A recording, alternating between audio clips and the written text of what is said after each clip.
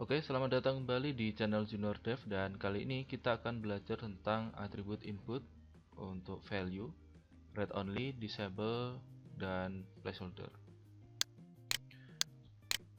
Untuk atribut value sudah sering kita gunakan di pertemuan yang sebelumnya, jadi itu sebagai inisiasi nilai dari input. Oke, kita praktekkan. Di sini saya sudah membuat form di localhost. Kalau teman-teman masih belum paham localhost, bisa mengikuti tutorial sebelumnya. Jadi seperti ini, ada sum control panel, saya menggunakan sum. Dan di sini nanti kita akan hasil dari form, nanti kita akan inputkan ke action page. Jadi ini PHP nya, di file PHP nya seperti ini. Nanti ini akan menampung nilai dari nama depan, nama belakang, dan password. Oke, kita akan coba buat itu input type text, kemudian kita kasih nama. Itu tadi untuk namanya yaitu nama depan, jadi disesuaikan dengan yang ada di post ini ya, nama depan. Kemudian kita membuat input lagi, misalkan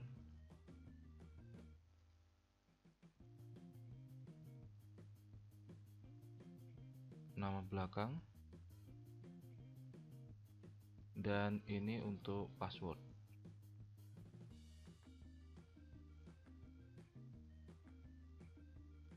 Dan name, password seperti ini. Kemudian untuk input button, nah seperti ini, kita kasih value. Dan ini untuk penerapan atribut value di, misalkan di sini dinamai submit. Kita juga bisa memberikan value di sini untuk text. Jadi ini untuk inisiasi dari nilai di apa namanya, inputan, nilai default.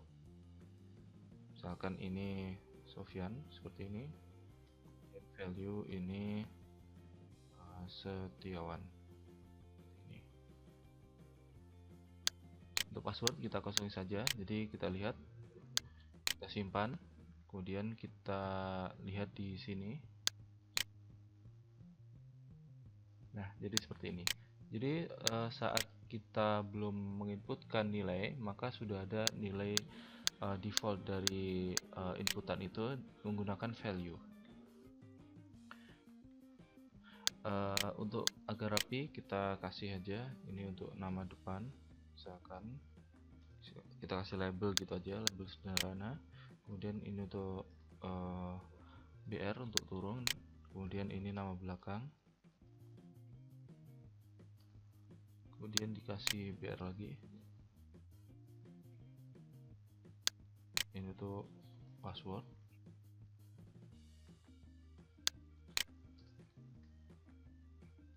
Nah seperti ini.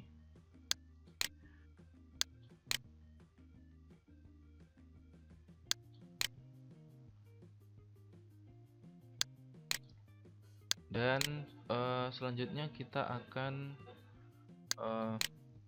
mencoba untuk menginputkan. Di sini kita akan input dan arahnya akan ke action page.php seperti ini. Contoh, submit. Nah, nanti dia akan menuju action page dan ini adalah nilainya. Contoh, kalau misalkan kita isi passwordnya, misalkan kita kasih password acak seperti itu, maka akan ini. Nah seperti itu. Jadi ini untuk nilai defaultnya yang ada di input. Kita juga bisa menggantinya, misalkan seperti ini, kemudian ini seperti ini, password seperti ini. Nah seperti itu. Jadi itu untuk atribut value. Kemudian kita berganti ke atribut read only. Read only digunakan agar field input hanya bisa dibaca, jadi tidak bisa diubah. Contohnya adalah seperti ini: input type text, name, kota, value Malang, dengan dikasih atribut read only, dan atribut read only tidak membutuhkan value atau disebut atribut kosong. Contoh kalau misalkan ini saya ganti untuk nama depan, ini read only saja seperti ini.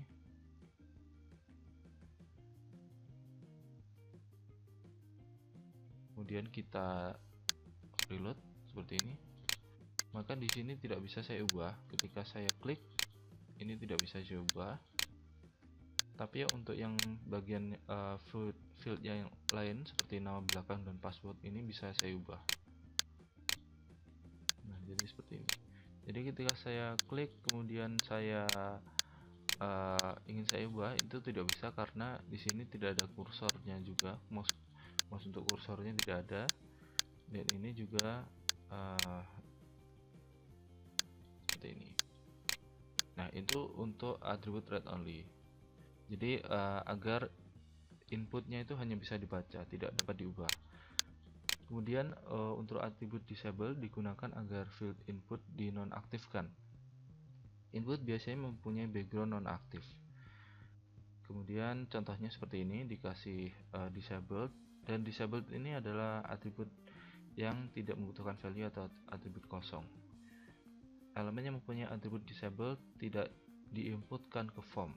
Jadi berbeda dengan read only tadi, memang sama untuk tidak bisa diganti-ganti nilainya, tapi tidak bisa juga diinputkan. Kalau read only masih bisa diinputkan. Contoh kalau misalkan ini read only, untuk yang bagian sini itu disable.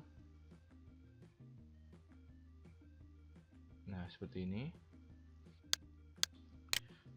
Maka yang terjadi adalah misalkan kita reload, nah biasanya backgroundnya akan cenderung lebih gelap, ya seperti ini. Backgroundnya cenderung lebih gelap dan ini tidak bisa diubah-ubah, seperti hanya read only, dan nanti tidak bisa diinput. Misalkan seperti ini, dan saya input, maka yang terjadi adalah error karena untuk action paste tadi tidak ada yang diinput nama belakang.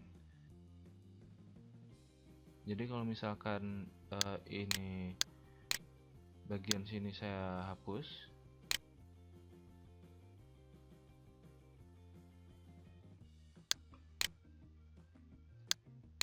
kemudian kita kirim ulang. Nah, jadi yang field ini itu tidak diinputkan ke form karena sifatnya disable.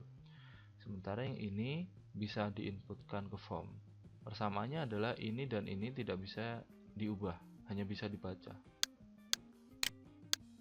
Oke, itu untuk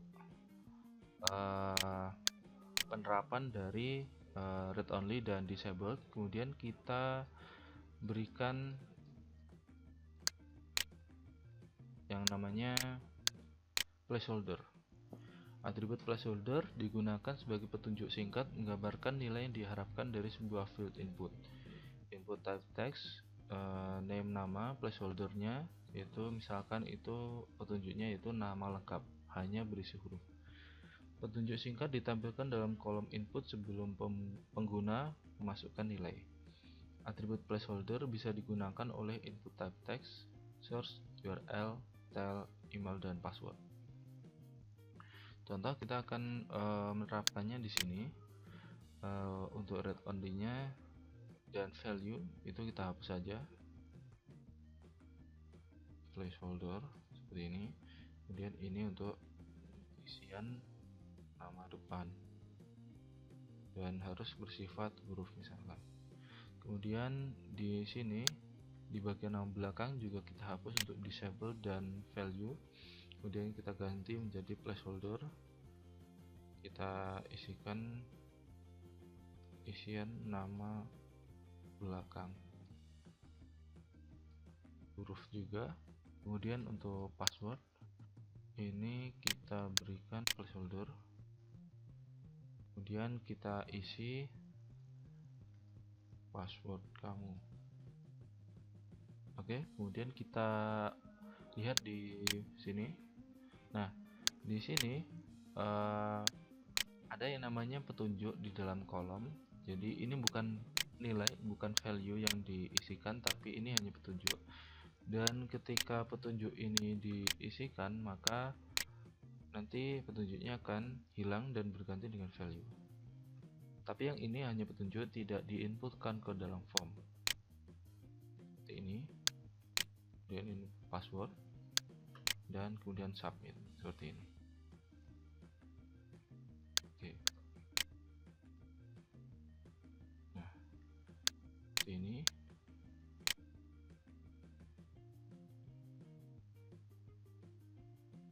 Nah, itu untuk placeholder. Dan referensi dari materi kita kali ini adalah dari w3schools.com, kemudian dev.w3.org, kemudian tutorial points dan html5 doctors. Untuk video sebelumnya itu adalah menggambar objek untuk mewarnai objek di Adobe Flash. Jadi kita juga ada tutorial Adobe Flash dan tutorial HTML yang lainnya. Untuk selanjutnya kita akan belajar membahas atribut input size dan lain sebagainya, dan kemudian input height, width dan sebagainya. Jangan lupa untuk follow channel Junior Dev dan ikuti sosial medianya, yaitu Facebook Junior Dev Indonesia, kemudian Twitter @hello_juniordev, kemudian YouTube Junior Dev, kemudian Instagram Junior Dev Indonesia, kemudian email hellojuniordev@gmail.com. Kemudian jangan lupa untuk subscribe channel Junior Dev, share dan like video-videonya. Jika masih ada yang belum jelas atau ada yang perlu didiskusikan, silakan komentar di bawah ini. Oke, sekian dan terima kasih.